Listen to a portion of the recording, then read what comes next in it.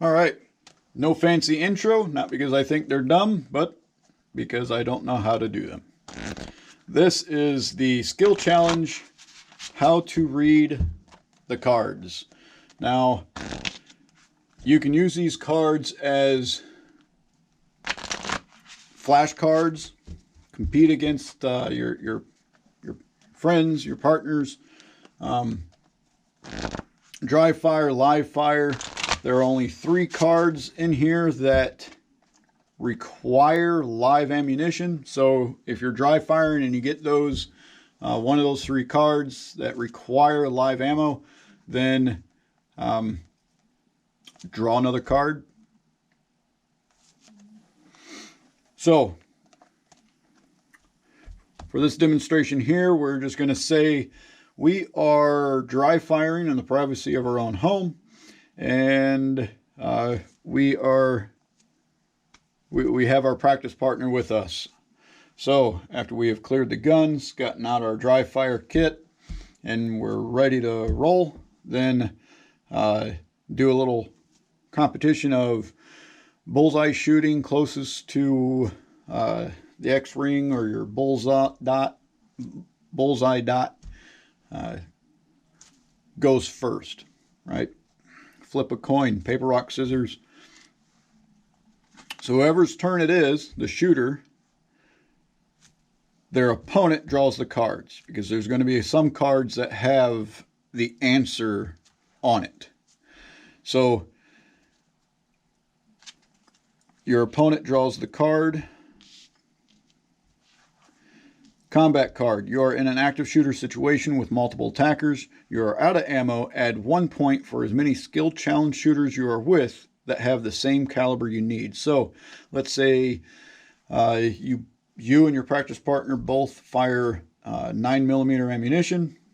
Then you would get a point on your score. Pretty simple. Didn't have to do anything. Now you draw the card for your practice partner. Pop quiz. What's wrong with this picture? An opposing player poses or does a technique wrong or unsafe, demonstrating with a rubber training gun only or finger gun. 1 point if the player whose turn it is can spot what is wrong. So, for example, your practice partner would present the firearm with a funky grip, some really off-the-wall grip, or a dangerous grip. Maybe they're using a revolver and they have the gun in a thumbs forward sort of a grip, getting their thumb close to that cylinder. Maybe they have the thumb overlapping grip where the slider is going to come back and slice their thumb in half or off completely, right? Something like that. Maybe they're leaning backwards. Maybe when they're drawing the gun, they're doing some sort of a bowling draw, like they're trying to throw a bowling ball. Or when the gun comes out, they're trying to throw a baseball. Maybe it looks something like they're throwing a frisbee, whatever the case. They're purposely not getting the muzzle oriented towards the threat as soon as possible. And these are things that you can pick up on. Maybe they're exaggerating their anticipation with the gun. Could be anything, right? Do something wrong. It's why you use the rubber training gun only, or your finger gun, and maybe they break one of the safety rules, right? They purposely break one of the safety rules with a rubber gun or their finger gun to see if you can pick up on the fact that they were muzzling everybody. They muzzled themselves. Or if their finger was on the trigger the whole time. Just do something wrong so that way your practice partner can pick up on it or not. All right. Pop quiz category. Player chooses a category dealing with the firearm, dealing with firearms, anything of that nature, and begins the first thing pertaining to that category. The turn then goes around one at a time to all other players who must name one thing of the chosen category, and so on. First person that cannot think of anything or repeats what has already been said has 2 points subtracted from their overall score, and the round is over. So anybody who has played a drinking game probably recognizes this card. Don't mix the two, right? We're not doing this category in this game while drinking, right? So choose a category pertaining to firearms. Say you choose holster manufacturers, guns, ammunition, anything like that. And everyone says something, and the first person that can't think of something in a reasonable amount of time or repeats what has already been said loses 2 points from their overall score. If they don't have anything, they go into the negatives. Now, you're practicing alone, all right? I pace around and I think of all the different types of, I pick a category, ammunitions, and I go through all the calibers and guns and stuff like that. I'll pick a quick category and I'll just brainstorm everything just on my own. Pop quiz, explain and demonstrate flashlight techniques while using a firearm. Real good example here. Nowhere in the cards is it going to give you an answer on how to use the flashlight techniques. Earlier when I said that your opposing player flips the cards because some of the cards have answers, that's on a specific few of them that ask about different types of malfunctions. Well, it's got, the card has the malfunctions on there. The safety rules. The safety rule card has all the safety rules on it, and if the opposing player can't think of all of the safety rules, well, now we're discussing all the safety rules again. So that's what I meant by some of the cards have answers specifically on there that you're looking for the opposing player to do. With the flashlight techniques type stuff, there is no instruction on how to do that. If you know a couple of techniques on how to run a flashlight and a gun, then you would explain that. You would demonstrate it. If you don't know, then maybe one of your practice partners do. And now you don't get a point, they don't get a point, but they have an opportunity to teach you something. If neither one of you know, now you both have something to look up. Research. Go look up how to do flashlight techniques using a firearm and then learn it. And then the next time you're competing, maybe another practice partner is with you and you both teach that person because they don't know. All right. Or you both have conflicting techniques on how to use a flashlight while using a firearm. And now you have a discussion, hopefully just a discussion on the two different types of running a flashlight, the pros and cons that you see in either one of them. Pop quiz. All right, so let's get to a skill challenge card. Shooting while laying down. So this is where that little dice comes into play. Skill challenge. Shooting. So we're shooting. You have shooting, and then you have cards that say reload. So this one is a shooting card, whether it's live fire, dry fire. Let's say you have one of those little laser cartridges, or you're just doing the old school dry fire where you're watching the sights, whether they moved or not. And your position, you're lying down. The next line, pistol, rifle, shotgun. If we are using, we're trying to challenge ourselves with the multiple platforms, then we would roll for this line here. If we're just using one of the weapon platforms, we skip that line. So let's say we're using all weapon platforms. Roll the dice. We roll a 3. We're using the rifle. We roll again. 1 through 3 is dominant eye. 4 through 6 is the non-dominant eye. So we're using our dominant eye. So if we normally close the one eye and focus on the front sight with our dominant eye. That's what we're doing here.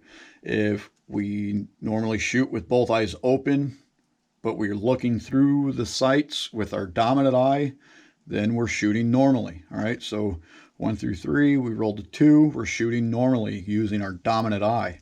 Now let's say something has happened to that dominant eye and dirt, blood, sweat, whatever is in that eye, and now we are forced to have to defend ourselves using the non-dominant eye. That's where we would, the 4 through 6. If we rolled a 4, 5, or 6, then that's what we would be doing. We would be covering up our dominant eye or closing it and trusting that your opponent's eye is closed. But here we rolled a 2, so we're shooting normally. So we're shooting while laying down using the rifle, sighting normally. 1, both hands. 1 through 2 is both hands. So we're shooting the rifle, we're sighting normally, and we're shooting normally. Next line. There is no 6 on the next line, so we just roll again. 3, target is to the left. So we're shooting while laying down using a rifle. Excuse me.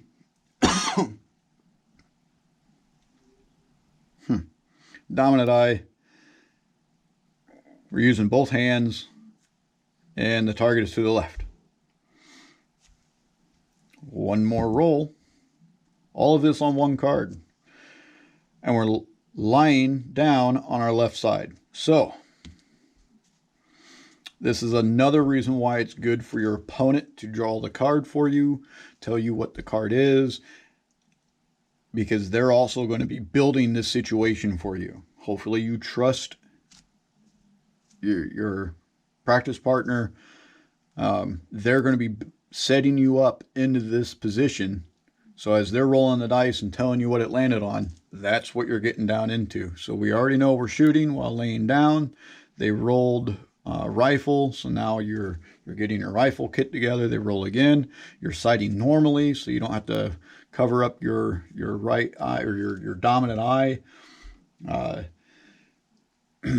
You're using both hands, so you're shooting normally. They've told you that what did I say? The target is to your left, so now you're turning, so the target is to your left and lying down.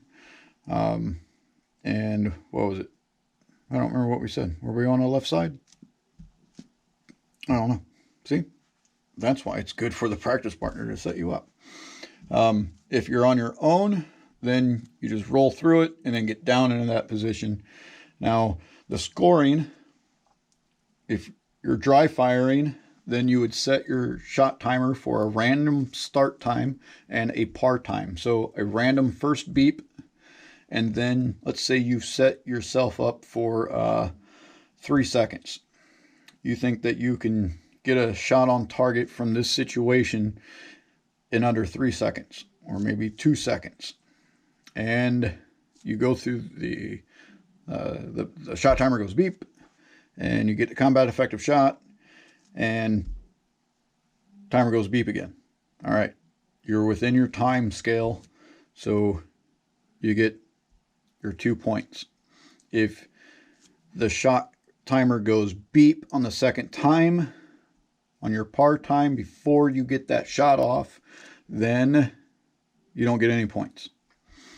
If you're using live fire and a shot timer, how you would normally use a shot timer, random start time, first beep, and then you look at your time of what you got, and if you got it in less than 5 seconds, you get at least 1 point. All right, 4 to 5 seconds, 1 point. 2 to 3 seconds, 2 points, and 0 to 1 second, 5 points. All right, so that's how the skill challenge cards are set up. Reload seated, so instead of a shooting card like we just had, we have a reload card, and we're in the seated position. So practice partner will roll the dice. and we're using the rifle if we're choosing to use all 3 weapon platforms. If not, we just skip that line. Here we're using the rifle. We roll again. 3, we're sighting normally with our dominant eye. 5 through 6 is reaction hand, so we're doing all this with our reaction hand only, our non-dominant hand only. And 5, there is no 5, so you just roll again. 5 again. 6, there's no 6, roll it again. 5. What's going on here? 4, we got a 4. So the target's to the right, and then you would get set up into that position with the slide lock to the rear on an empty magazine, a magazine with dummy rounds in it or live ammo if you're shooting live fire, in a mag pouch or a pocket. And then at the sound of the beep, you go through the process and judge your score afterwards. All right, so that's a quick little show of the cards.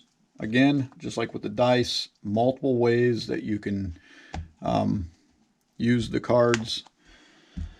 They get interesting. They make you think. They make you research stuff. Just another fun, different way to, dare I say, spice up your practice routine. So make it interesting. Have fun. Be safe.